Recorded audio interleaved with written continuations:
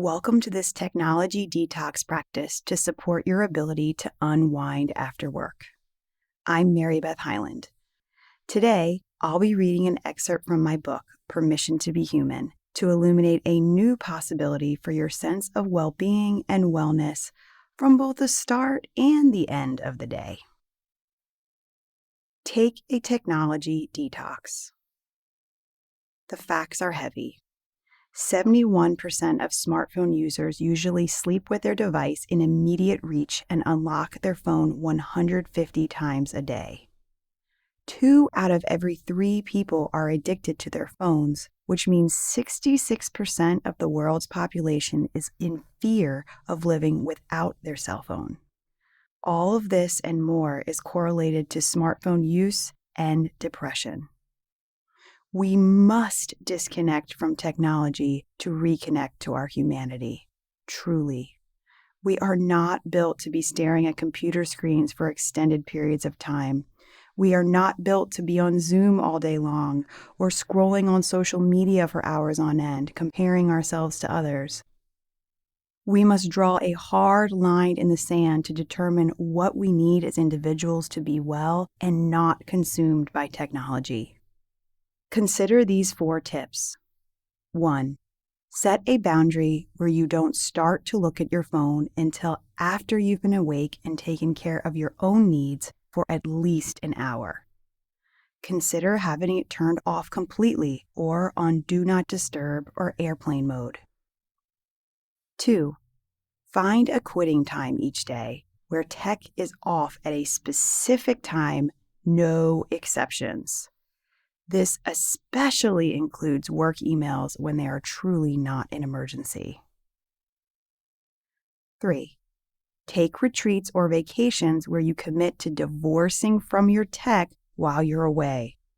I often choose to go on retreats into the beautiful mountains of Idaho where I'm completely off the grid, so I can't cheat and check in when my ego starts to nag at me to see what else is going on in the world. 4. Create an ongoing habit to reconnect to nature so you unwind and detox from daily screen time. Mother Nature is one of the best ways to disconnect from technology to reconnect to your humanity. Research shows that just 10 minutes of natural setting helps people feel happier and lessens the effects of both physical and mental stress. Spending more time in green spaces is linked to reduced levels of the stress hormone cortisol, lower heart rate, reduced risk of coronary heart disease, lower blood pressure, lower cholesterol, reduced risk of type 2 diabetes, reduced all-cause mortality and death from heart disease. Pretty amazing, right? It's what happens when we return to our natural state. As humans, we are an expression of nature.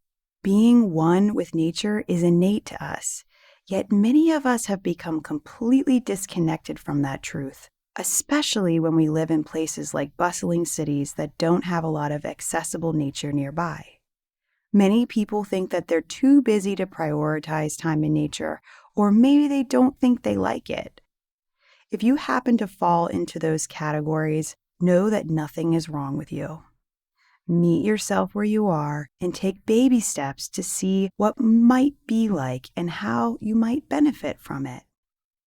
Perhaps you'd consider an outdoor walking meeting instead of a usual office space. Or maybe you can take your lunch to a park and eat there by yourself or with others. It's always your choice on how you use your breaks. Whatever you choose, Mother Nature will be there to support you in disconnecting from technology to reconnect to your humanity, especially as you unwind after the end of the day. Remember that you have the power to choose how you engage with technology. You get to set boundaries and keep them, and you get to decide what to stop, start, and shift as a result of choosing a life that reflects your values and leaves you feeling filled and not drained. The choice is always yours. A simple walk, smelling a flower, sitting down under a tree, These are all ways you can choose to detox from technology, to end your day, and move into a state of rest and well-being. This is Mary Beth Highland, reminding you to take a technology detox so that you can give yourself and others permission to be human.